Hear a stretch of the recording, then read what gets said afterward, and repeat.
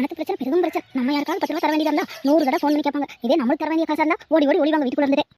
என்னடி காலையிலேயே புலம்பிட்டே இருக்கிற? உங்களை கட்டினது வந்து புலம்பிட்டு தானே இருக்கிறேன். அது ஒன்று மிச்சம். உங்க அம்மாவுக்கு நல்லா இல்லை, ஹாஸ்பிட்டல் போகணும்ல, அதை பற்றி தான் பேசிட்டு இருக்கிறேன். ஆமா வனிச்சா, நம்ம தானே கூட்டிட்டு போய் பார்க்கணும். பாவம் தானே அவங்க. ஆமாங்க, நானும் அதை சொல்கிறேன். என்னதான் மருமகளுக்கு திட்டினாலும் மனசுன்னு ஒன்று கேட்காது. எங்களுக்கு பாவமாக தான் இருக்கும். சரி, என்ன பண்ணுறது? இதே பணம் காசு கொடுக்குற விஷயமா இருந்தாலும் ஒரு நகை நட்டு கொடுக்குறதா இருந்தாலும் ஃபோனு மருமகனுக்கும் மகளுக்கும் போகும். இதே நல்லா இல்லை, ஆஸ்பத்திரி கூட்டி போகணும், ஹாஸ்பிட்டல் வந்து கூட இருக்கிறக்கும் சாப்பாடு சமைக்கிறக்கும் ஃபோனு மகனுக்கும் மருமகளுக்கும் வரும். ஏன்னா அதுக்கு மட்டும் தான் அவங்களுக்கு கடமை இருக்குது.